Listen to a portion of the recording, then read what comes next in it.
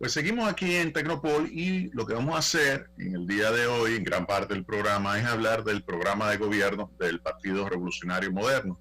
Y voy a utilizar una presentación que preparó la firma analítica de Jacqueline Mora y voy a utilizarla y la voy a presentar acá en varios slides. Y voy a comenzar con un elemento fundamental que es el que tiene que ver con la estabilidad macroeconómica. Recuerden que un elemento fundamental para las personas es que haya estabilidad. Estabilidad de precios, estabilidad del tipo de cambio, estabilidad de las tasas de interés. Son precios, son variables que son clave para que la gente se sienta bien. Si usted tiene una situación de inestabilidad en el tipo de cambio, pues las personas se sienten mal porque observan que su ingreso, que lo reciben en pesos, en términos de dólares, se va reduciendo si hay una situación de depreciación acelerada del tipo de cambio. Asimismo, si tiene una deuda y ve que hay inestabilidad de la tasa de interés, donde esta comienza a subir, pues también eso le perjudica a las personas. Y si observa también una situación de incremento o aceleración de la tasa de inflación, pues entonces también las personas perciben un deterioro de su poder adquisitivo y en ese sentido, pues se sienten mal.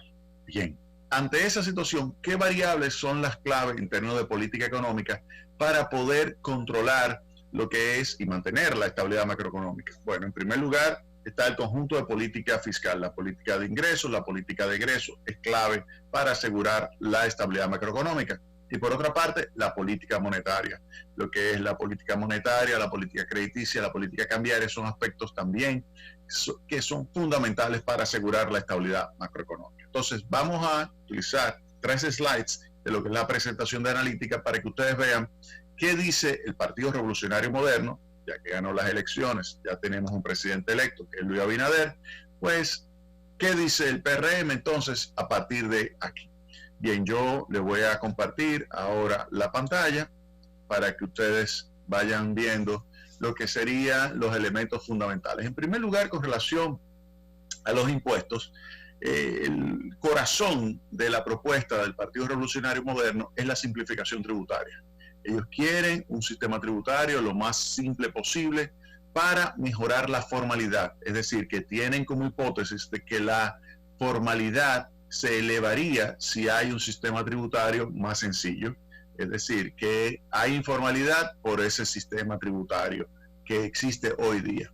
Habría que ver otras variables que también influyen sobre la informalidad, pero aquí simplemente voy a señalar que esa es una de las hipótesis que tiene dentro de lo que es su programa de gobierno el Partido Revolucionario Moderno. Y por eso quiere un sistema tributario más sencillo.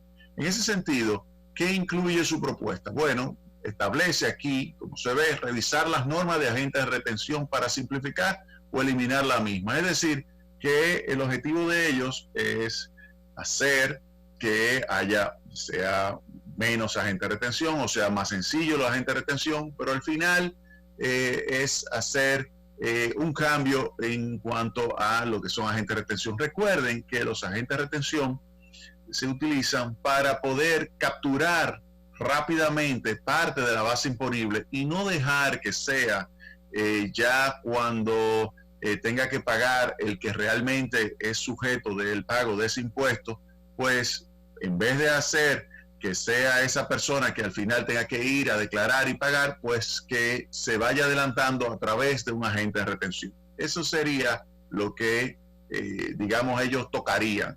Es decir, ellos tocarían de tal forma que modificaría esa norma de los agentes de retención. Luego está eliminar la norma de proporcionalidad del ITEVIS. Esto también es otro mecanismo que existe para que cuando una empresa que tiene que pagar ITEVIS, recuerden que lo que paga es la diferencia entre los ITEVIS pagados y el ITEVIS cobrado, cuando tiene una combinación de bienes exentos y bienes gravados, que por la proporción que tenga de bienes exentos y bienes gravados, pues se le permita hacer la deducción de lo que sería el ITEVIS que tiene que pagar. Recuerden que tiene que pagar la diferencia entre el ITEVIS cuando compra algo y el ITEVIS cuando vende algo. Esa diferencia es la que tiene que pagar, es decir, sobre el valor agregado. La proporcionalidad, ellos dicen eliminar esta norma. También señalan la reducción de la retención del Estado que se realiza cuando el Estado le paga a una empresa, bajarla de 5% a un 1%. Esa sería otra medida. Luego señala eliminar de manera gradual el 1% sobre los activos. Recuerden que el 1% sobre los activos es un mecanismo que tiene la Dirección General de Impuestos Internos para recaudar ante situaciones que pudieran presentarse de evasión por parte de algunas empresas. Las empresas, si evaden, pues entonces son capturadas con este impuesto del 1% sobre el activo y también lo quieren eliminar. Dice aquí gradualmente. Luego establecen también la eliminación de manera gradual del anticipo para todas las empresas. Es decir, que todas estas medidas son no solamente para simplificar, sino que también pueden reducir el flujo de ingresos que por adelantado recibe la Dirección General de Impuestos Internos. Ahora bien, si ellos establecen esto como mecanismo para reducir, digamos, la complejidad del sistema tributario, tienen que tomar en cuenta de que hay que buscar la manera de recaudar algo, porque si ellos simplificando pierden flujo de efectivo en términos de recaudaciones, eso le pudiera repercutir negativamente sobre la disponibilidad de recursos que se registran como ingresos tributarios. Si hay una reducción de esos recursos, dado el nivel de gasto, pues esto pudiera generar un aumento del déficit. Simplemente se lo dejo ahí de tarea. Con relación a lo que es también el manejo de lo que es la política fiscal, ellos señalan, el Partido Revolucionario Moderno, sus principales economistas señalan que se estima que es posible obtener 2.6% del PIB por reducción de la ineficiencia del gasto público. Miren, a mí me ha tocado trabajar en diversos gobiernos desde 1990, acá en la República Dominicana. He participado en varias reformas tributarias y he visto gobiernos con el objetivo de reducir también gastos públicos mediante la disminución de la ineficiencia, mediante la mejora de lo que es la calidad del gasto. Y yo le voy a decir lo siguiente, esa magnitud de 2.6% que tiene como meta el PRM de reducción de ineficiencia del gasto público, para mí realmente va a ser difícil. Yo lo digo sinceramente, va a ser muy difícil usted reducir el gasto público mediante la disminución de la ineficiencia en 2.6%. Es decir, que eso va a ser una meta ahí complicada. Otro punto también que hay que señalar con relación al tema del manejo del gasto es que ellos dicen que van a enfrentar la corrupción e impunidad y eso está muy bien. Es importantísimo enfrentar la corrupción porque no cabe duda de que hay corrupción y que se pudiera registrar un ahorro. Ahora, no sé cuánto hay porque no se sabe por instituciones si efectivamente es un monto significativo o no. Lo que sí se puede decir que hay y se pudiera enfrentar y pudiera generar un ahorro, sin lugar a dudas. Lo que no sé es si es suficiente como para compensar la pérdida de ingresos que se estaría registrando con aquellas medidas que ellos estarían tomando, por lo menos en el corto plazo. Luego está mejorar la calidad del gasto. Definitivamente, un presupuesto basado en resultados es clave para mejorar la calidad del gasto. Se pudiera mejorar significativamente la calidad del gasto público en la República Dominicana, vinculando el gasto con un conjunto de resultados que se deberían alcanzar. Por ejemplo, si usted va a invertir en educación, usted dice, bueno, yo quisiera no solamente tomar en consideración la cantidad de horas de estudio, la cantidad de maestros que voy a contratar, la cantidad de cursos para los maestros en términos de su formación, no, esos son insumos o productos que se pudieran alcanzar, pero el resultado es decir, bueno, yo quiero con esta inversión que estoy realizando en el fortalecimiento del dominio de las matemáticas en el magisterio de la República Dominicana, lograr mejorar las calificaciones de promedio en los exámenes de matemáticas de los estudiantes de bachillerato en 5 puntos. Es decir, que pasen, si tenían un promedio de 75, que pasen 80. Eso es un resultado. Entonces, eso mejora la calidad del gasto público.